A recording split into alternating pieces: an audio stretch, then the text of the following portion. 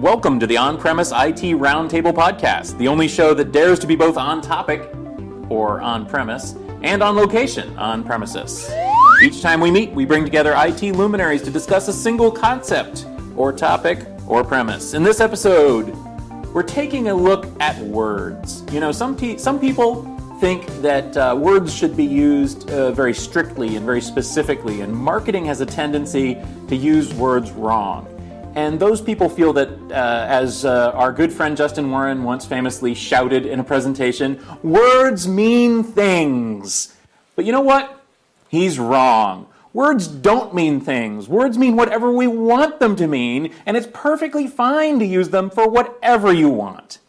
So joining me on this discussion of words, we have some great folks here in Austin, Texas. We're actually at Tech Field Day right now. Introduce yourself. Hi, I'm Adam Carter. My Twitter handle is YoAdam. And I'm just going to fit in because we're talking about words meaning things. Virtualized cloud software defined. Hi, I'm Andy Banta. My Twitter handle is amazingly enough at Andy Banta, and I'm moderately interesting. I'm James Green. My Twitter handle is at JD Green. And I'm Alistair Cook. My Twitter handle is at DemitasNZ. I have to make that an NZ here because where I come from in New Zealand, that's an NZ. But it doesn't really matter, does it? Because it can mean whatever you want it to mean. Because words just don't mean things. James, am I right? Sort of. I guess my premise, that wasn't intentional. So I think that... Is that the right word, though? I think in a strict sense, yes. In language, a word means one specific thing, but when it comes to discussing technology, and especially in a marketing context, I think that a word is a shortcut. It's a quick way for you to say a particular word, and I have a pretty good idea of what you mean. But I think if I'm qualified to ask the questions, I can then ask some follow-on questions from there to get all the way to 100% understanding. So it can mean broader than one very, very specific thing. I think you're beating around the bush. Adam, is he beating around the bush? No, actually, I think I agree with that to a large part, that to the sense that you should be able to say a word and at least be on enough of the same subjects you can ask questions and you're not in two different ballparks of a subject. But I think words certainly morph their meaning over time as people use them for different purposes or label things differently or extend a label.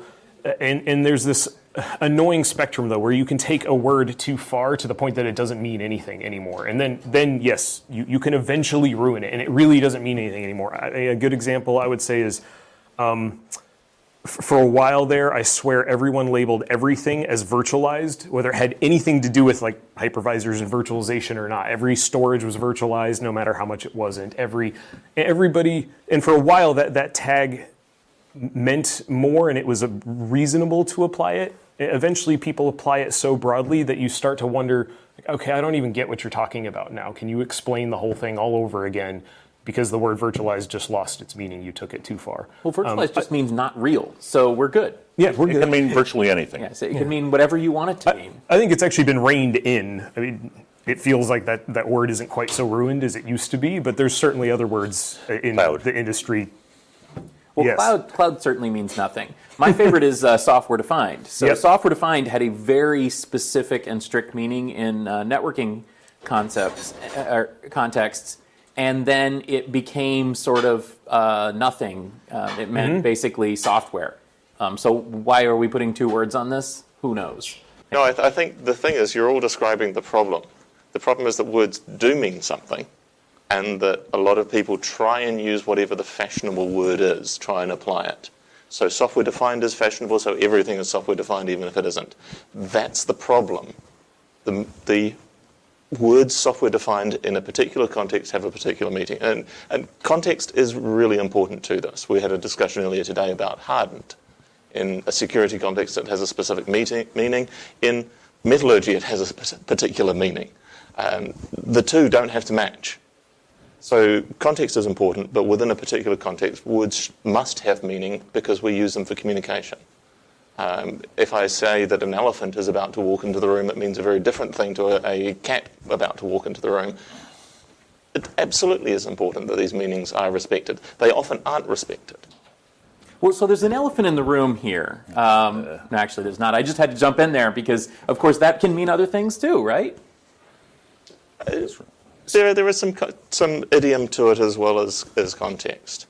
But I think the ability to overload words allows you to use those words to draw analogies between two different things that aren't necessarily identical, but you want to show the similarities between them. So, adding an overload to a word doesn't diminish the meaning of the word. It's simply using the meaning of that word to apply to an entirely different subject.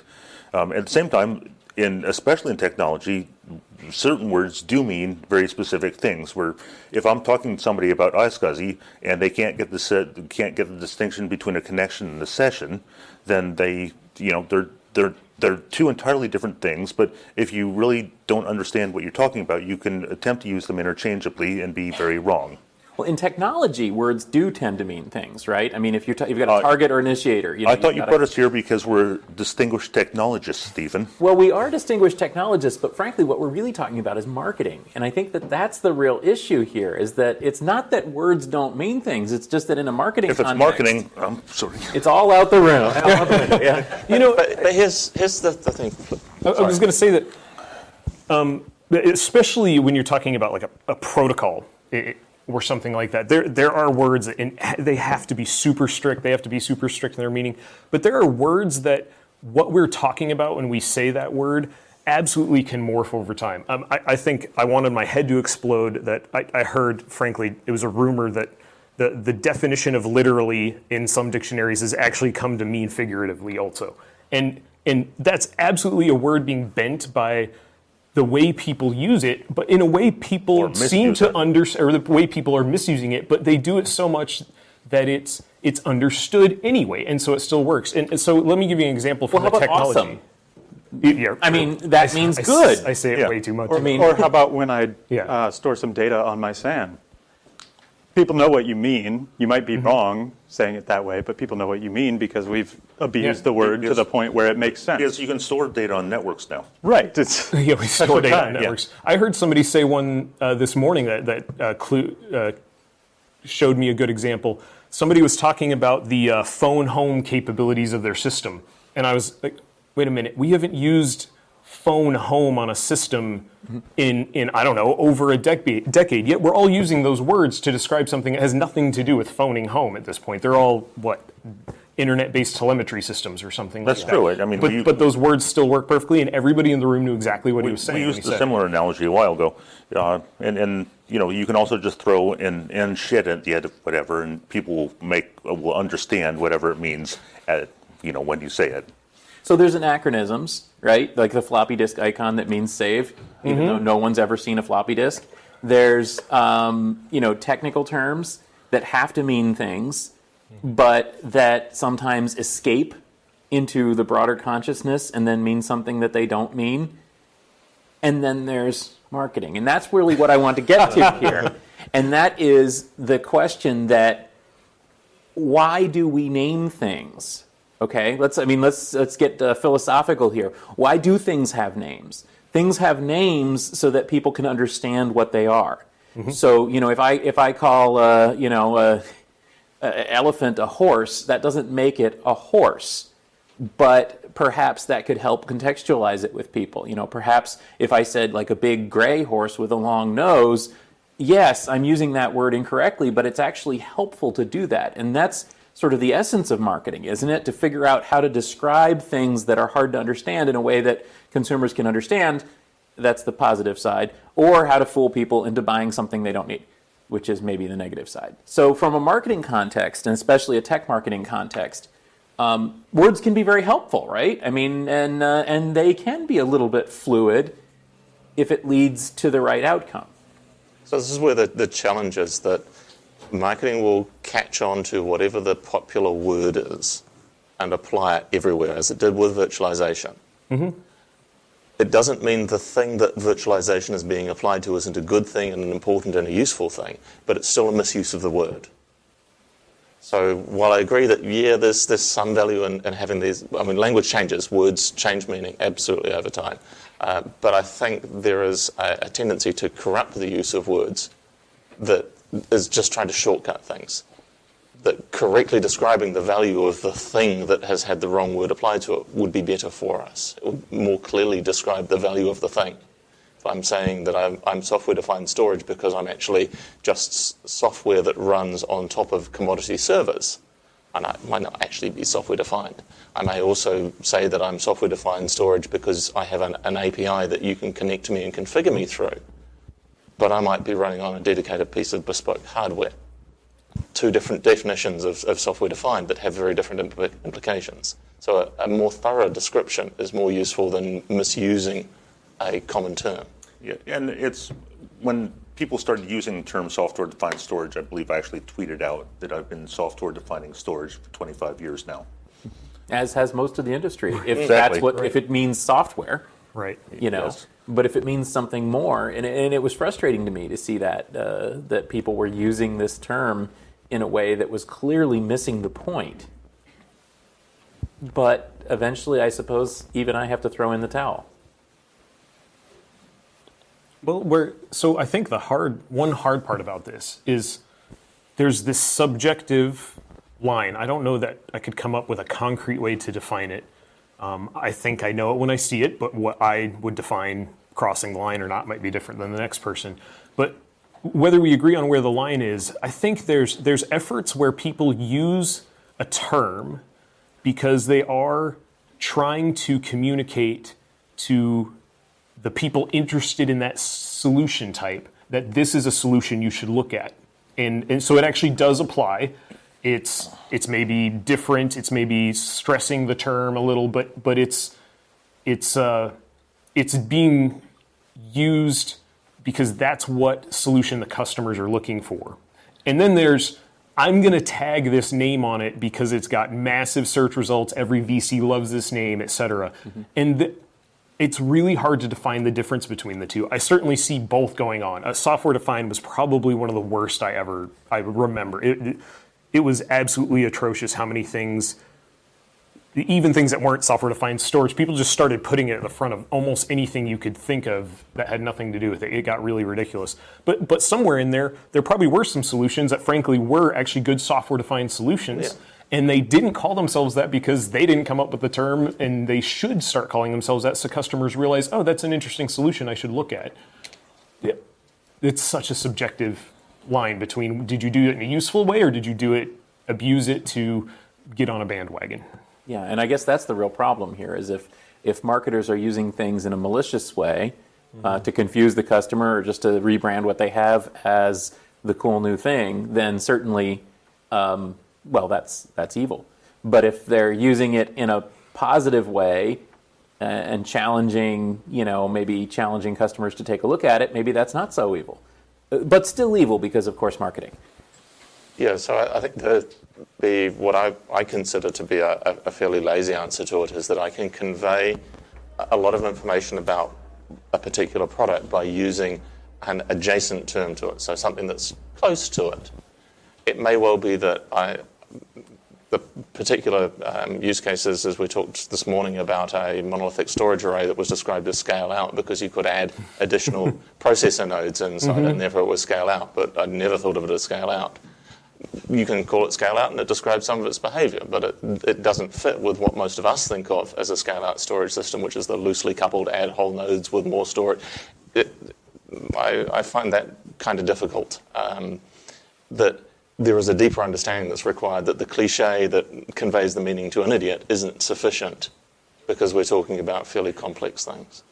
Well, let's take that one. That's actually a good example because so if you've built something that achieves the same result from a customer's perspective, perhaps you have actually delivered what the customer needs in a different way. So let's say that you had a monolithic system that you could buy small and then add to dramatically, 4x, 8x the size of what you bought.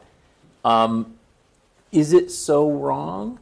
Especially if it includes some of the elements of scale out, like having extra ports on the front end and having extra I/O in the middle and having the ability to add in small increments and so on. I mean, is that really so wrong? Yes. Well, yes, it is. I think that once again, if you blur the marketing and the technical meaning of the words, that you can use those terms for the marketing aspect of it and still be technically wrong.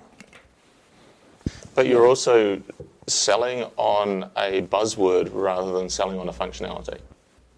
True. And this happens all over the place. Marketers aren't the unfortunate- salespeople. Their job is Well, they're to not get technical people. their The job is- salespeople care even less. Their job is to get someone's attention for long enough to have a discussion. So to Adam's point, if you're pushing the boundaries of the word, all the marketer who's hijacking a word needs is to get somebody's attention long enough that then they can have the conversations about, okay, what does it actually do? Yeah. And that's really the thing. That's the thing for me is what are you really getting at here? Are you trying to obfuscate what it really is, or are you trying to start a conversation? And similarly, is the definition really that valid? So I want to give you guys an example that I like to use. So you guys, you remember when the Jeep Cherokee and Ford Explorer came out? They invented the SUV, right? And they took over the entire universe. Now everyone has an SUV and not a station wagon. And for a long time, I'm a big car fan. For a long time, there was a big controversy over whether a vehicle that didn't have a rear-wheel drive truck chassis with a body on frame, if that could be an SUV, or if that was just a big fat wagon, right? Is it just a car, right? And this, I think, was exemplified as well on the pickup truck side. Honda came out with their Ridgeline, which was a front-wheel drive Honda Accord-based pickup truck. That's insane. That's not a pickup truck. But clearly it is. Clearly, those words didn't mean what people thought. People thought an SUV and a pickup truck, they thought that meant truck. That meant body on frame and rear-wheel drive and all this kind of stuff. But no, what it meant to consumers was a big thing that I can put my whole family in and all my luggage in and go for a drive off-road, or that I can put gravel in the back. So what I'm trying to get at is, if the word is tied to the implementation, perhaps the word should instead be tied to the reception, to the market, not to the to value the delivered. technology underneath. Yeah. And I was simply going to point out that Volkswagen had their front-wheel drive rapid Absolutely. pickup well before that. Hey, don't forget the Dodge Raider. There's the Dodge Raider. And the other thing is I entirely like Car and Driver's approach to this entire problem, which is they refer to all of these vehicles as 5-door hatchbacks. But they still treat them differently. Isn't it interesting that Car and Driver still has the 10 best cars, and in the next month they have an episode or an issue about the 10 best trucks? Yes. Well, this is some of the rub. What's the point? I think bringing up Car and Driver is actually a great example, because here's some of the rub. What you were saying about should the definition have anything to do with the technical implementation that the engineers know, or should it be about what the customer sees as the values of that product, no matter how they achieved them?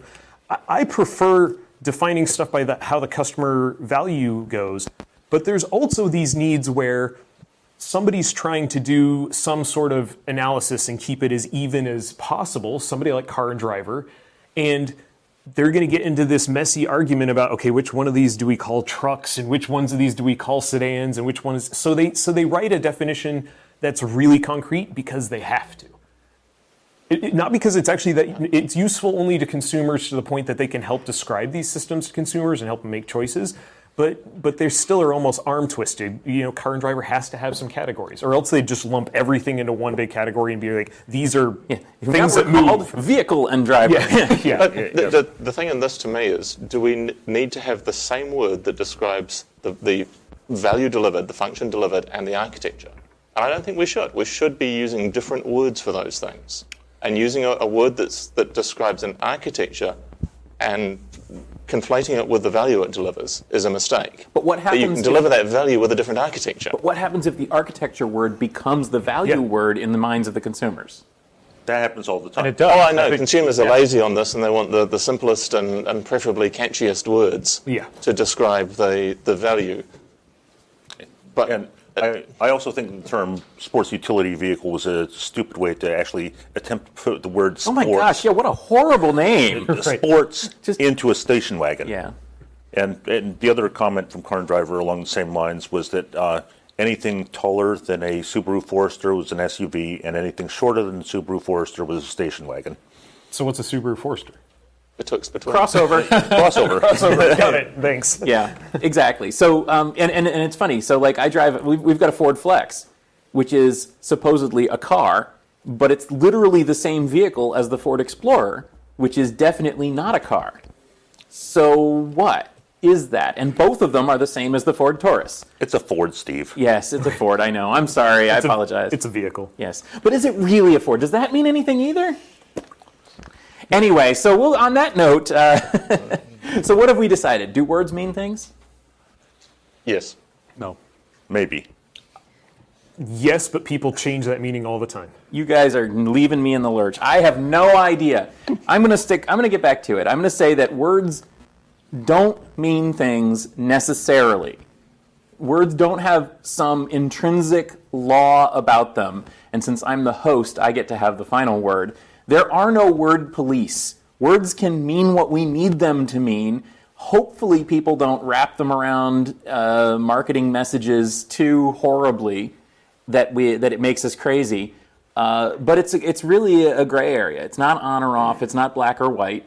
And frankly, there are no, cars or trucks or SUVs except those that we make it so, right? I mean, we are the ones who decide whether this is a car or a truck, and that's how it's going to be. So thanks for listening to the On-Premise IT Roundtable podcast. If you enjoyed the discussion, remember to subscribe, rate, and review the show on iTunes, since that really helps our visibility. Share the show with your friends, please, and tell them that words don't mean things. This podcast was brought to you by GestaltIT.com, your home for IT coverage from across the enterprise. For show notes and more, go to GestaltIT.com/podcast. Where's my elephant? Yeah.